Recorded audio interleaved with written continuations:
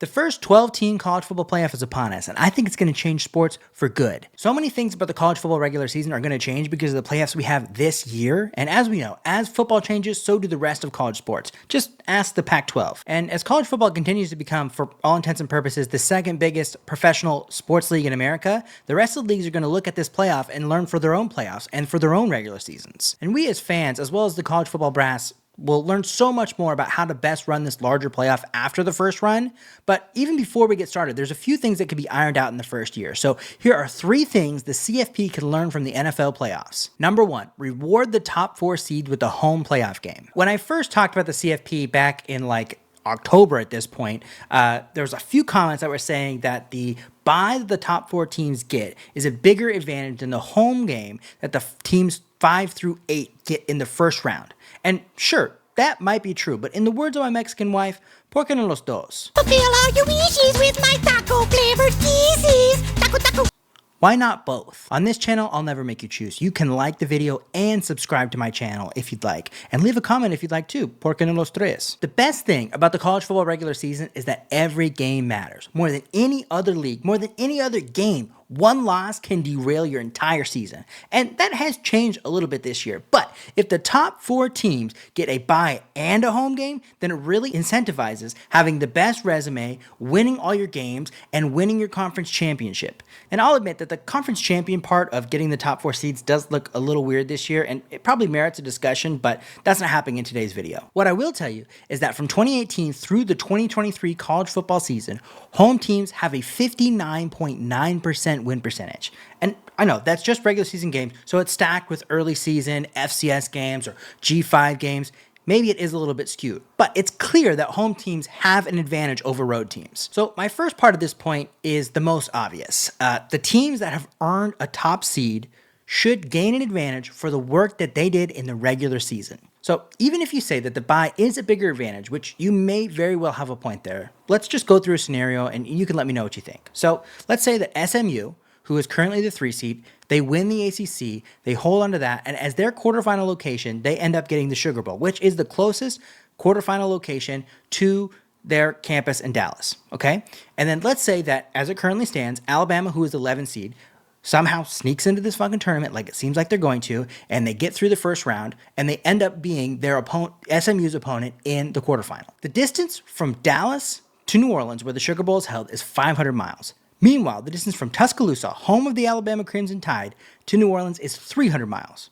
So in this scenario, which I pointed out is very likely based on the current bracket and the current CFP standings, does the fact that SMU get a bye outweigh that Alabama is playing closer to home despite being a lower seed and not being a conference champion? I would argue that not only does the current setup not fully reward the top teams for being the best teams during the regular season, it also has a chance to punish them and reward teams that don't even end up in the top 8, let alone the top 4. The point of this video is to learn from the NFL. So let's look at the NFL. The higher seed is always the home team. There's never a neutral site game in the NFL playoffs. And for whatever problems you might have with the seeding in the NFL, which there are many, it's understood that the playoffs are an extension of the regular season. It's not a new season, it's the postseason. And this earned advantage that the higher seeds get does play out. Since 2011, home playoff teams in the NFL are 90-48. That's a 65% win percentage, which is even better than the 59.9% that we talked about in the FBS regular season earlier in the video. And from 2013 through 2022 in the NFL regular season, home teams only have a 55.3% win percentage. I know these time frames are kind of all over the place, but I don't have a research division. I'm my own research division, so give me a fucking break, all right? Does that make sense? Anyway, but if you put those 3 stats together, it's clear that not only is home field important in any game, it's even more important in the playoffs in a win-or-go-home scenario. So again, if the goal is to make a postseason that adds to the regular season without taking away the importance of regular season games, then making the quarterfinal games home games for the top seeds does that. And it also rewards the schools and the fans, as well as adding that competitive advantage that we're talking about. Let's talk about the current state of the college football postseason, okay? In 1971, there were 10 bowl games, 10 non-all-star bowl games. Last year, there were 43. And most of these bowl games are pointless commercials designed to fill ESPN airtime, just masquerading as a football game. Most good players don't even play in bowl games if they don't make it to the playoffs.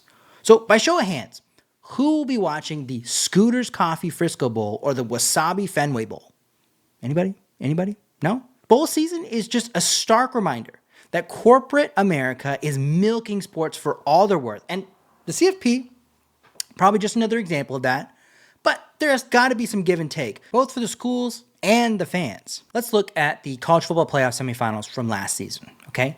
The cheapest tickets to the Rose Bowl, which was the semifinal between Alabama and Michigan, were $600. And that's not to mention plane tickets from Tuscaloosa and Ann Arbor to Pasadena, plus hotels and gay-ass California food. Oh, gay, so gay. And the Sugar Bowl wasn't much better. The cheapest tickets for that were $500, plus flights from Seattle or a horse ride from Austin. And now this year, the reward for rooting for one of the best teams in the nation is doing that 3 times if you want to watch your teams run in person.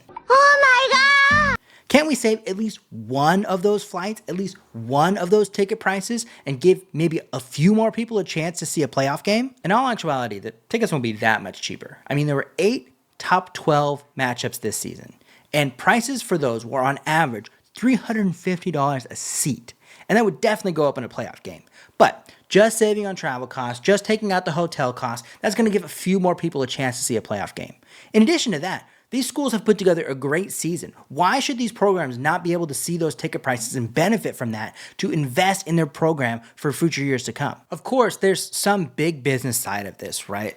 They're going to want to keep these sponsors happy. They're going to want to keep these stadiums happy. So if we need to replace it, why not incentivize big non-conference regular season games early on in the season at those locations with those same bowl tie-ins, the Rose Bowl, the Sugar Bowl? Those are now early season games, or they are at the semifinal or the final, and get more of these big matchups in prime time early on in the season. That's the whole thing about the 12-team playoff, is making money off of big primetime matchups. It's not about fairness. It's not about this. It's not about that. It's that college football realized they could make more money if they made more stakes for each of these games instead of it just being the Rose Bowl where nobody plays. And we've been through 10 fucking years of this half-ass playoff where we only got 4 teams so we could satisfy the needs and the requests of these big sponsors and these big bowl games. But let's not let them ruin yet another version of the playoff so that we can keep the tradition of college football. We have to realize by now that tradition is being weaponized to keep old money in control of something that's turned into something completely new. The last thing that I want to hit on this first point, right? It's kind of 1A, B, and now C. I want to talk about recruiting. Debate term, I'm going to start with the rebuttal, as I kind of did a little earlier in this episode as well. There is probably an argument to be made that you don't want to continue to stack the top teams. You want to even out the playing field. But this is sports. So when you get to this level, the only reward that you get is to be the absolute best. Okay? Anybody that has played any college football video games knows that if you want to get the biggest recruits, you get them on a visit on your biggest game of the season. You win that game, and you get a great chance to get the top recruits. I mean, it turns out by the stats that actually works in real life as well. Going back to the last 2 seasons, the schools with 7 of the top 10 recruiting classes in 2023 and 8 of the top 10 in 2022 had at least one home game against a top 12 opponent in that season. And I said, you got to win the game to get it. It turns out, win or lose, those games attract a big audience, and for a number of different reasons that I'm not going to go into because I'm not some fucking recruiting guru, but just looking at the stats, for a number of reasons, it also helps you attract the best recruits in the nation. So again, that's 3 points within a point of why not give the top 4 seeds both a bye and a home game. Again, I'm going back to what my Mexican wife says. ¿Por qué no los dos? I'm supposed to be cleaning, but I'm so tired. So sleepy. Number 2, reseed teams after each round. We're going to go back to the bracket from this week's college football playoff rankings because it's the most up-to-date information that we have about this playoff here. And obviously these will change with the conference champions and all the movement that's going to come from Selection Sunday. But let's just look at Alabama and Notre Dame. That's probably the only real upset that could happen. Indiana's not going to beat Georgia. Arizona State is not going to beat whoever the 5 seed is, or whoever the Big 12 champion is not going to beat Penn State, whoever it is. So let's just look at that Alabama game there. So if Alabama wins, they end up playing SMU, who is the 3 seed.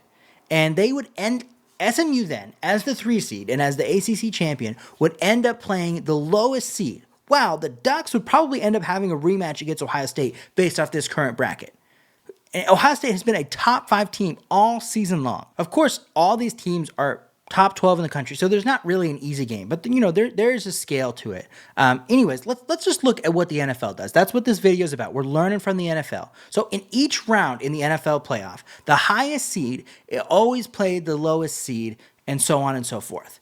It's regardless of how the bracket was set up in the previous rounds and who upset who, you're always going to get the top seed playing the lowest seed. And again, it's just rewarding the top seeds for the work that they did in the regular season. So let's flip it. Let's see if the NFL didn't do this, how the matchups would play out over the last couple seasons, okay? Last year, top seeded San Francisco would have ended up playing Tampa in the second round, even though Green Bay upset Dallas and was the 7th seed. And Tampa was the 4th seed and a division champion. The year before that, Philly, both of these teams went on to represent the NFC in the Super Bowl, by the way.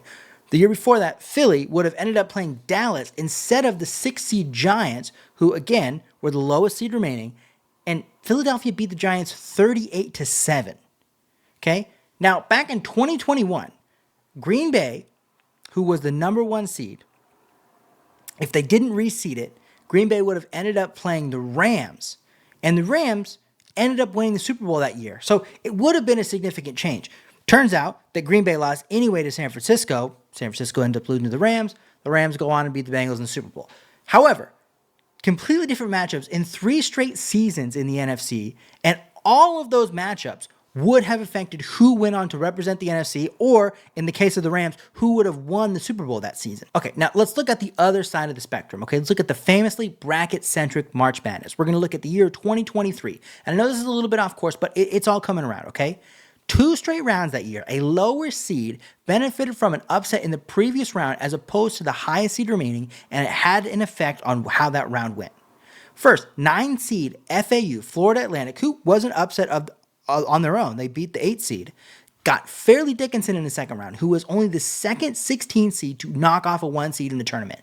Meanwhile, 2 seed Marquette had to play 7 seed Michigan State and ended up losing in the second round. Now let's go up to the South Regional, the third round of the South Regional. Number 15 seed Princeton gets to match up against number 6 Creighton in the third round, while the number 1 overall seed in the tournament, Alabama, loses to the 5 seed SDSU. So there were actually 2 teams that were lower ranked than SDSU remaining in that bracket.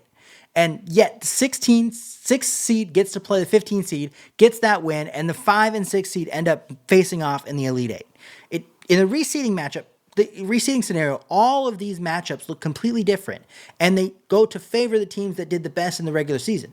Now, March Madness, it makes its money off these upsets. It is bracket-centric. The change doesn't make as much sense for basketball, but football is a different setup, and especially with a smaller tournament that we're going to have in this 12-team tournament as compared to the 68 teams that are in March Madness nowadays, it makes much more sense to reseed after each game and, again, value the regular season, a much shorter regular season. Each game matters so much more. Value the regular season in the playoff as well to make it an extension, a postseason, as opposed to a new season. So that brings us to our third point. Get the championship off of Monday night. Going back to March Madness, they do the same thing with March Madness, and I never understand it. They start the games like 5:30 Pacific, so a whole time zone is getting off work, driving home, and they miss the entire first half because they're trying to get home. And meanwhile, on the East Coast, the game goes until like midnight, and it's a work/school night. People aren't watching the full game. So you're killing your own ratings. What are we doing in this video? We're learning from the NFL. So let's look at the Super Bowl. The Super Bowl always starts at like 6 Eastern on a Sunday, which is it's perfect. It's the Goldilocks zone, as they say. It's prime time television. It's not too early for the West. It's not too late for the East. It's right in that sweet spot there, and you can still make a whole day of it because it's on a Sunday. And if anybody understands ratings, it's the NFL. The Super Bowl is 19 of the 20 most watched broadcasts in U.S. history. And I think it's like, I think all 50 are in the top 100. All 50 whatever are in the top 100 of most watched broadcasts in NFL history, or in U.S. history, excuse me. And it's not just the Super Bowl. The NFL also has the most watched TV show for like the last 8-10 years, probably longer than that. But Sunday Night Football has been a ratings killer for as long as it's been on NBC. Last year, Sunday Night Football averaged 21.3 million viewers, which was a good year for the last couple of years, but still not the best year ever for it. Meanwhile, Monday Night Football, which used to be the big hitter for the NFL, it had its best season in over a decade last year. It still only hit 17.36 million viewers. Don't get me wrong, that's great. They're both great numbers, but there's no reason for college football to hold its biggest game of the season on a weeknight. Obviously, this isn't the biggest issue, but it could be a fix, and I needed 3 to make the video title great, so that's what you get. In any case, this is going to be the most exciting college football postseason of our lives, probably of all time. And while there's definitely going to be problems with it, we can see the problems as they are, but let's remember to enjoy what we've got. It was like 12 years ago that they would just pick 2 teams and they would play for the championship with no buildup. It would be like a month and a half after the season, and then all of a sudden it's a championship game. And before that, the papers would just be like, yeah, we think this team's the best team. They're the champion. Here's a trophy. So we really are living in the future now, boys. And if the Ducks win the national championship, I'm taking that Monday off. I don't give a shit. And also, if the Ducks pull off this 16-0 season, all of you SEC defenders in my fucking comments better tell me how my ass tastes. Thanks for watching that video. Make sure you like and subscribe if you haven't already. If you'd like to watch another one of my videos, I've got a big hit here, almost 5,000 views, which is a huge hit for me. It's about the SEC and the CFP new era, so make sure you check that one out. Up here, we've got the NFL Primetime Dark Ages, and then over here, you can go ahead and subscribe if you haven't already. Other than that, we'll check you next time. See ya!